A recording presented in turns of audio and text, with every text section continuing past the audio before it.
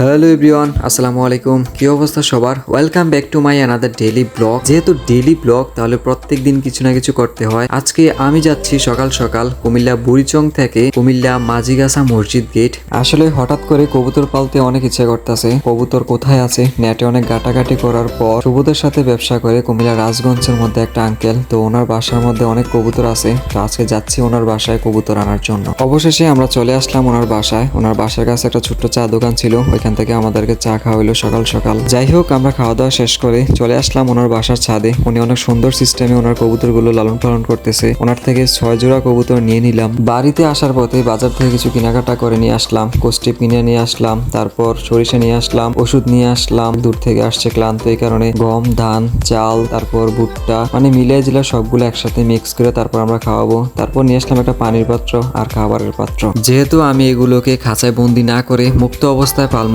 সেই কারণে পোস্টিপ দিয়ে ভালোভাবে এদের পাখাগুলা বান্ধিয়ে দিলাম, ওদের নতুন বাসস্থান, নতুন জায়গা চিনার জন্য।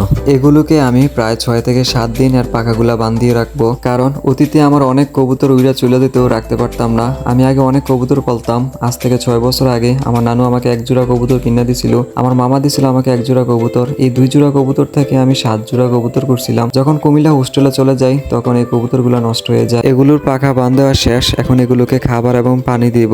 পানিটা ফালাই দিছিলাম, প্রথম অবস্থায় বুঝি নাই। এখন এগুলো কোনো একটা ঠান্ডা স্থানে রাখতে হবে খাবারগুলো দিয়া, কারণ এগুলো অনেক দূর থেকে আসছে। প্রায় 2 দিন হয়ে গেল এগুলাকে আনছি। এগুলাকে এই টঙ্গের মধ্যে রাখা দেই। খাবারের টাইম হলে সবগুলাকে একটা একটা করে নিচে নামাই, আবার খাবার খাওয়াই ওইটাকে উপরে পাঠিয়ে দেই। কিন্তু 2টা কবুতর আছে যেগুলা একটা চগম ফালে রাখছি টঙ্গের মধ্যে, ওই চগমটা দিয়া বাইয়া বাইয়া উইটা যায়, আবার বাইয়া বাইয়া নামে খাবার খাওয়ার জন্য। তো যাই হোক, আজকে আমার ভিডিওটা এতটুকু পর্যন্তই। আর অবশ্যই সবাই আমার চ্যানেলটাকে সাবস্ক্রাইব করবেন। তো সবাই ভালো থাকবেন, সুস্থ থাকবেন। আল্লাহ হাফেজ।